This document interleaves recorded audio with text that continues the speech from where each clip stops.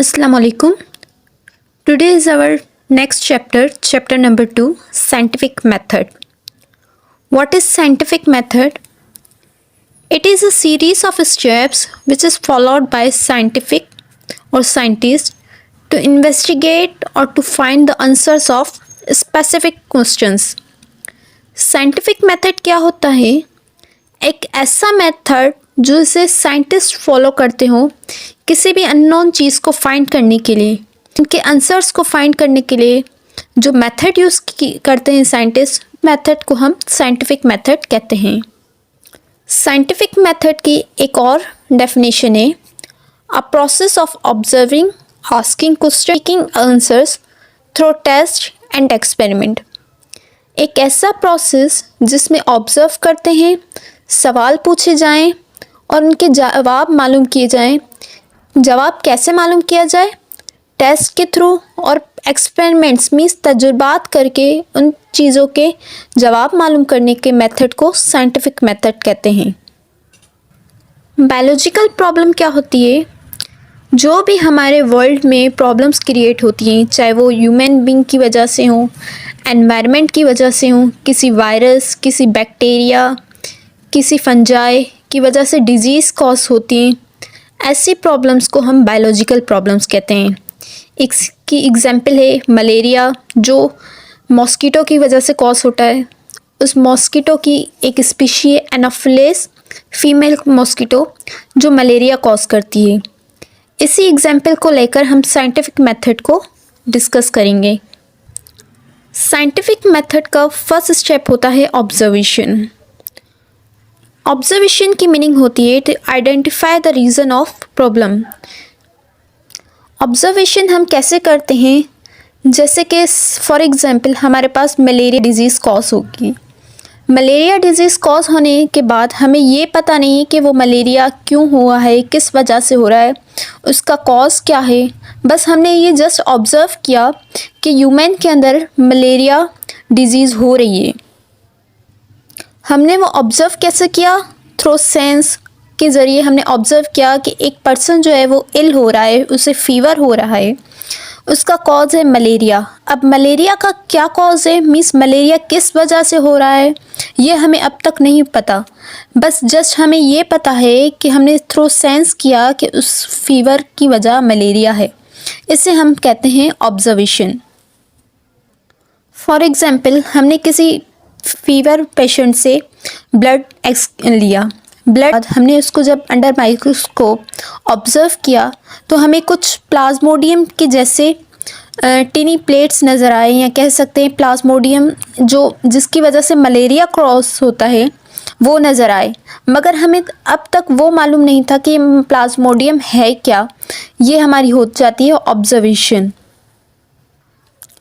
उसके बाद हमने देखा कि जब हमने अंडर माइक्रोस्कोप देखा कि मलेरियल पेशेंट्स के अंदर प्लाज्मोडियम प्रेजेंट है, मगर उसकी कॉज करने की वजह हमें मालूम नहीं थी कि प्लाज्मोडियम क्यों मौजूद है। और बाकी जो पेशेंट्स हैं मीन्स जिन्हें नॉर्मल फीवर है उनके अंदर प्लाज्मोडियम प्रेजेंट नहीं है।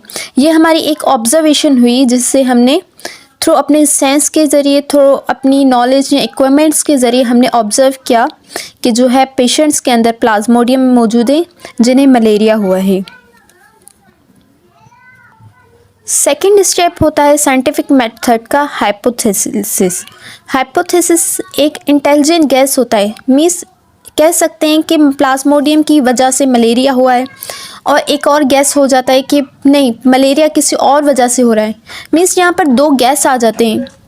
प्रैक्टिकल वैल्यू, प्रैक्टिकल टेस्ट वगैरह यहाँ पे नहीं होती। जस्ट हम एक तुक्का लगा लेते हैं, गैस करते हैं कि शायद इस वजह से हो या शायद ना हो।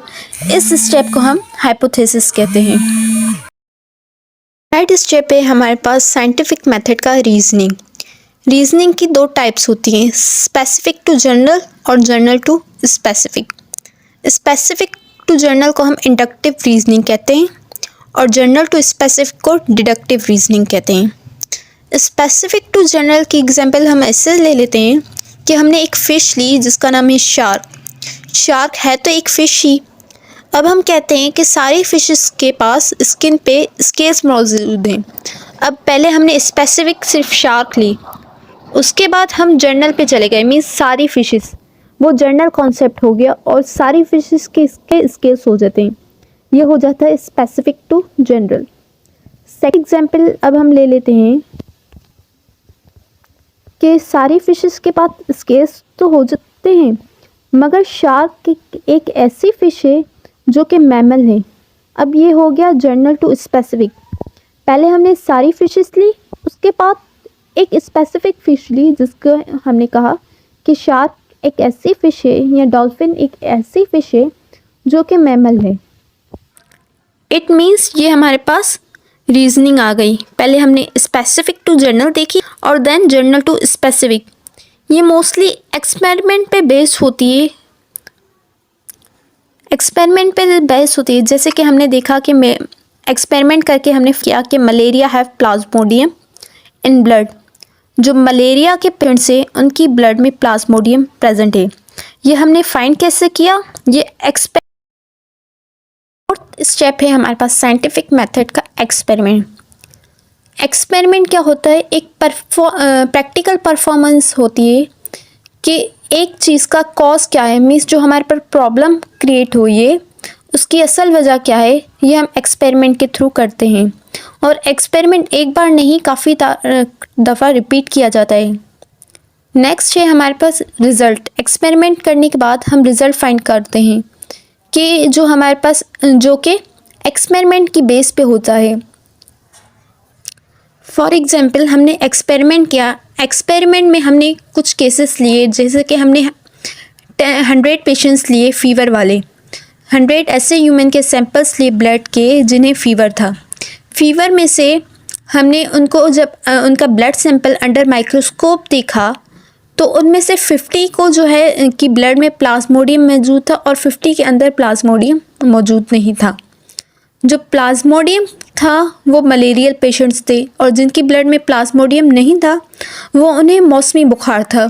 तो ये हमारा प्रैक्टिकल परफॉर्म हुआ, इसे हम एक्सपेरिमेंट कहते हैं, जिससे ये हमें पता चला कि जो मलेरियल पेशेंट्स हैं उनकी वजह यही है कि उनके ब्लड में प्लाज्मोडियम मौजूद है और प्लाज्मोडियम ही उन्हें मलेरिया कॉज करवा रहा है। ये हमारा एक्सपेरिमेंट था।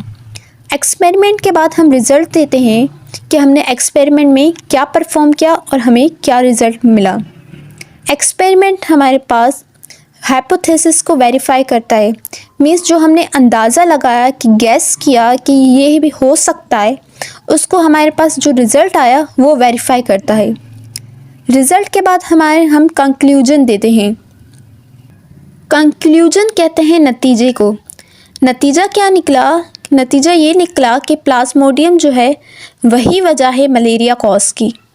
जब कंक्लूजन निकल गया तो वो अगर राइट हुआ तो वो लॉ बन जाता है, और वो जो लॉ बनता है या प्रिंसिपल बनता है वो अननोन, मतलब कि वो कांस्टेंट रहता है, वो कभी चेंज नहीं होता नेचर के लिए।